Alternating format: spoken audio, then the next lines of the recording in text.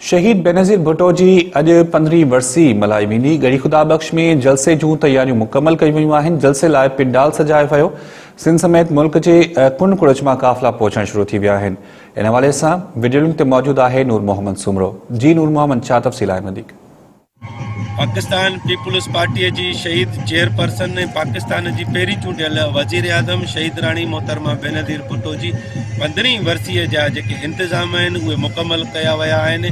जॾहिं त जलसे गाह में 500 खां वधीक CCTV कैमराऊं लॻायूं वयूं आहिनि, जिन जे लाइ हिकिड़ो अलॻि रूम क़ाइमु कयो वियो आहे जितां जलसे में थींदड़ चुरपुर ते नज़र रखी वेंदी।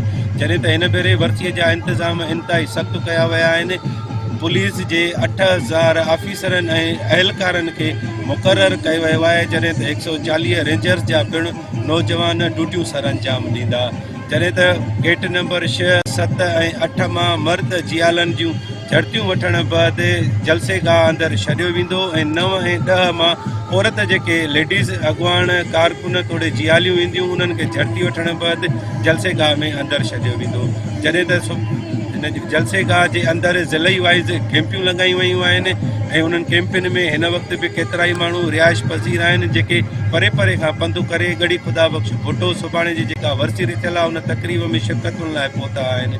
मां खे ॿुधाईंदो हलां त सुभाणे मंझंदि जो 1 वॻे जलसे जी बाक़ाइदा शुरूआति कई वेंदी, जंहिंमें पहिरियां नात ख़्वानी ऐं हमदो सना कई वेंदी, जंहिं बैदि ॿेपरीअ जी निमाज़ बैदि मुशाइरो शुरू कयो वेंदो। मुशाइरे जे कलाक जे ॾेढ बैदि हिकिड़े किताबनि जो सिलसिलो शुरू थींदो, जंहिं बैदि आख़िर में पाकिस्तान पीपुल्स पार्टीअ जो शरीक चेयरमैन ऐं मुल्क जो अॻूणो सदर आसिफ अली ज़रदारी ऐं बिलावल भुट्टो ज़रदारी पिणु ख़िताब कंदा। जॾहिं त शहीद राणी मोहतरमा बेनज़ीर भुट्टो जे वरसी तक़रीब में शिरकत जे लाइ संदर शहीद जी नंढी भेण सनम भुट्टो ऐं शहीद राणी मोहतरमा बेनज़ीर भुट्टो जी नंढी न्याणी आसपा भुट्टो पिणु नवंदेरो हाउस पहुची वई आहे।